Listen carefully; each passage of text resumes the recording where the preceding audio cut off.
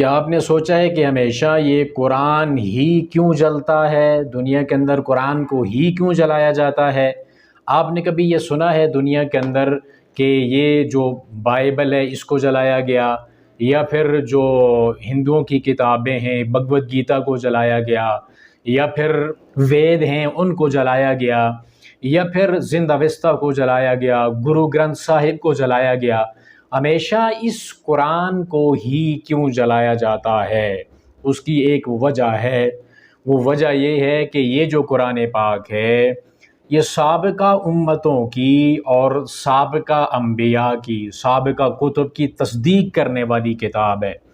اور اس تصدیق کے ساتھ ساتھ یہ قرآن فرقان بھی ہے کہ یہ قرآن ان سابقہ امتوں نے اپنے انبیاء کی تعلیمات اور اپنی کتب کے اندر جو تبدیلیاں پیدا کی ہیں ان تبدیلیوں سے یہ قرآن پردے ہٹاتا ہے، ان پردوں کو چاک کر کے حقیقت ہمارے سامنے بیان کرتا ہے، دنیا کے سامنے اس حقیقت کو قرآن بیان کرتا ہے۔ یہ قرآن جو ہے کائنات کے اندر جو کائنات کے بنانے والا رب ہے اس رب العالمین کا صحیح تصور ہمارے سامنے پیش کرتا ہے کہ وہ کائنات کا مالک و خالق وہ ہے جس کا نہ تو کوئی مائی باپ ہے نہ اس کی کوئی اولاد ہے، اور وہ کائنات کا رب ایسا ہے کہ اس کا کوئی ہمسر بھی نہیں ہے، اس کی کوئی برابری کرنے والا نہیں ہے، اس کے سے ٹکر لینے والا کوئی نہیں ہے، اس سے زور آور کوئی نہیں ہے۔ وہ اللہ ایسی ذات ہے کہ لیس کمثلہ شیء، اس جیسا اس کائنات میں کوئی ہے ہی نہیں ہے۔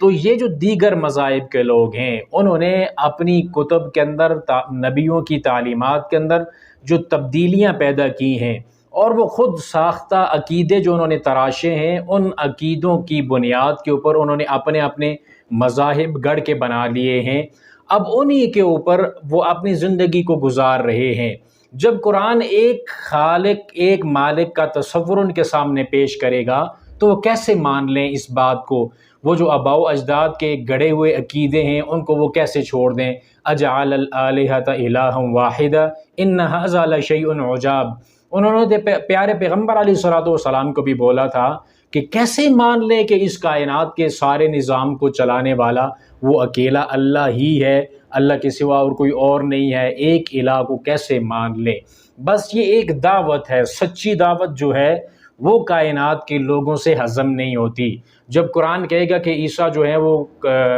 گاڈ نہیں ہے یا وہ نہ تو جو اللہ تعالیٰ ہے اس کا بیٹا ہے، وہ جب اس عقیدے کو سنیں گے تو وہ کیسے مان لیں گے جب انہوں نے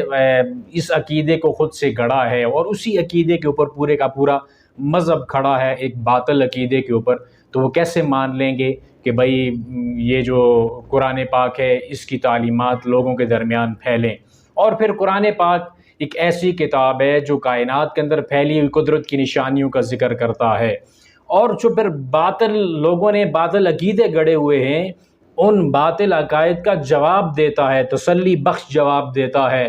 دندان شکن جواب دیتا ہے قرآن پاک، کہ ایسا جواب دیتا ہے کہ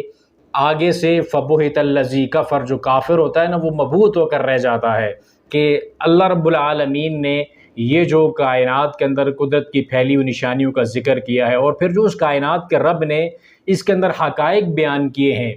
ان حقائق کو جھٹلانا بہت مشکل ہوتا ہے ان کے لیے، تبھی یہ پھر قرآن پاک کو جلاتے ہیں۔ لیکن یہ سمجھتے نہیں ہیں کہ قرآن پاک کا یہ جو مصحف ہے اس مصحف کے جلانے سے قرآن پاک مٹے گا نہیں، بلکہ یہ قرآن پاک ہزاروں لاکھوں بلکہ کروڑوں کی تعداد کے اندر لوگوں کے سینوں کے اندر محفوظ ہے، اپنی زبانوں سے وہ اس قرآن پاک کو پڑھتے ہیں۔ قرآن کو مٹانے کے لیے پوری امت مسلمہ کو مٹانا پڑے گا ان کو، اور وہ یہ کر نہیں سکتے، اس لیے کہ اللہ رب العالمین کے وعدے ہیں وَكَانَ حَقًّا عَلَيْنَا نَصْرُ الْمُؤْمِنِينَ، جو مومن ہے اللہ تعالیٰ ان کی مدد کرے گا، اور جب رب مدد کرے گا تو کائنات کے اندر پھر کیسے کوئی اس کو زیر کر سکتا ہے، اس کو ختم کر سکتا ہے؟ تو قرآن اس لیے جلتا ہے کہ قرآن کا کوئی مقابلہ نہیں کر سکتا دلائل کی دنیا کے اندر، اور نہ ہی اس قرآن پاک کی تعلیمات کا کوئی انکار کر سکتا ہے۔ اس قرآن کے حقائق کو سمجھ کر، اس قرآن کے دلائل کو سامنے رکھ کر ہزاروں کی تعداد کے اندر لوگ جو اللہ رب العالمین کے باغی ہوتے ہیں، جن کے پاس اللہ تعالیٰ کا صحیح تصور موجود نہیں ہوتا، وہ اس قرآن پاک کو پڑھ کر اللہ کا صحیح تصور حاصل کرتے ہیں، پھر رائے ہدایت حاصل کرتے ہیں اور اس ہدایت والے راستے کے اوپر چلتے ہیں۔ تو یہ اسلام اپنی براہین کی بنیاد پر، دلائل کی بنیاد پر دنیا کے اندر پھیلتا جا رہا ہے۔ تو اس پھیلاؤ کو روکنے کے لیے اس طرح کی جو حرکتیں کرتے ہیں، لیکن ایسی حرکتوں سے نہ تو اسلام رکنے والا ہے، نہ قرآن کا پیغام رکنے والا ہے، نہ ہی قرآن کو کوئی مٹا سکتا ہے۔ قرآن کو مٹانے والے مٹ جائیں گے، لیکن یہ قرآن، اس کو مٹایا نہ جائے گا، اس کو بلایا نہ جائے گا۔ یہ رب العالمین کا کلام ہے، سینوں کے اندر محفوظ ہے۔ اور سارے حفاظ کو تو چھوڑیے کہ جنہوں نے پورے کا پورا قرآن حفظ کیا ہوا ہے، ہماری جو امت مسلمہ، جو بھی انسان ہے، چاہے وہ چھوٹا ہے، بڑا ہے، پڑھا لکھا ہے یا ان پڑھ ہے، اس کو سورۃ الاخلاص تو زبانی یاد ہی یاد ہے نا۔ نماز پڑھتا ہے تو سورۃ الاخلاص تو لازمی پڑھتا ہے۔ اب سورۃ الاخلاص ایک ایسی سورت ہے جس میں کائنات کے رب کا حقیقی تصور موجود ہے اور اس کے اندر اللہ تعالیٰ کا صحیح تعارف موجود ہے۔ تو کائنات کے رب کا وہ تعارف کسی طرح سے مٹنے والا نہیں ہے ان لوگوں کے دلوں کے اندر۔ ہر ایک انسان کے دل کے اندر وہ رب العالمین کی ذات کا صحیح تعارف موجود ہے، اس لیے یہ قرآن جلایا جاتا ہے۔ لیکن اس قرآن کے جلانے سے کہانی ختم نہیں ہوگی، بلکہ یہ قرآن اللہ کے پیغمبر علیہ الصلاۃ والسلام کی پیشن گوئی کے مطابق اس کا پیغام ایک ایک جھونپڑی تک جائے گا، ہر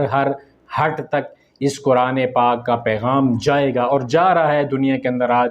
سوشل میڈیا کا دور ہے، انٹرنیٹ کا دور ہے، اللہ کے قرآن کا پیغام ہر جگہ پہ پہنچ رہا ہے، لوگ رائے ہدایت حاصل کر رہے ہیں۔ اللہ کے اس کلام کی طاقت اور اللہ رب العالمین کے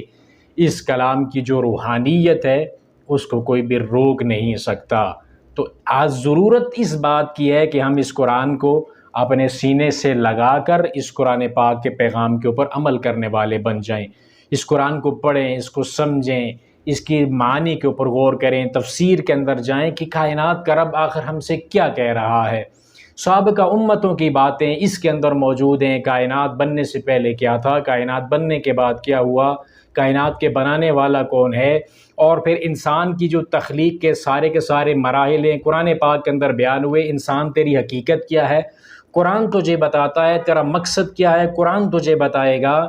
تیری کامیابی کس بات کے اندر ہے، قرآن تجھے بتائے گا، دنیا کیسے کامیاب کرے گا، قرآن بتائے گا، آخرت کیسے کامیاب کرے گا، قرآن بتائے گا، اور رب العالمین تک کیسے جائے گا، اس کی ملاقات تک، اس کے دیدار تک، تجھے سب باتیں قرآن بتائے گا۔ بس اس کی طرف آ، اس کے پیغام کو اپنی زندگی کے اندر لا اور اس کے مطابق اپنی زندگی کو بسر کرنے کی کوشش کر۔ صرف رمضان کے مقدس مہینے میں اس کو بس کھول کر پڑھ کے اور اوپر سے چوم کر چھوڑ دینا، یہ صرف کافی نہیں ہے، بلکہ اس قرآن پاک کے اندر جو بھی پیغام ہے اس پیغام کو سمجھ، اس کے مطابق عمل کر، تیری زندگی دنیا کی بھی بدل جائے گی، آخرت کی زندگی کے اندر بھی تجھے عزت، مقام، مرتبہ ملے گا۔ قرآن تجھے بلندیاں دینے کے لیے آیا ہے، قرآن تجھے کامیاب کرنے کے لیے آیا ہے، قرآن تجھے کائنات کے اندر سب سے نمایاں کرنے کے لیے آیا ہے۔ تو اس قرآن کے پیغام کو پھیلانے کی بھی ضرورت ہے، اس قرآن کو سمجھنے کی بھی ضرورت ہے۔ حقیقی طور پر جو احتجاج ہے نا ہمارا، وہ احتجاج کریں کہ قرآن پاک کو کھول کر پڑھیں، قرآن پاک کے ترجمے کو پڑھیں، تفسیر کو پڑھیں، اس کے مطابق عمل کرنے کی کوشش کریں۔ آپ چلتے پھرتے قرآن نظر آئیں اور قرآن کا جو پیغام ہے سینوں کے اندر ایسے محفوظ ہو جائے کہ آپ کو جو مصحف کے اندر جو کچھ موجود ہے وہ آپ کے سینے کے اندر بھی موجود ہو۔ یہ بہترین احتجاج ہے جو ہم سب کو کرنا ہے۔ اللہ رب العالمین ہمیں اس کی توفیق عطا فرمائے۔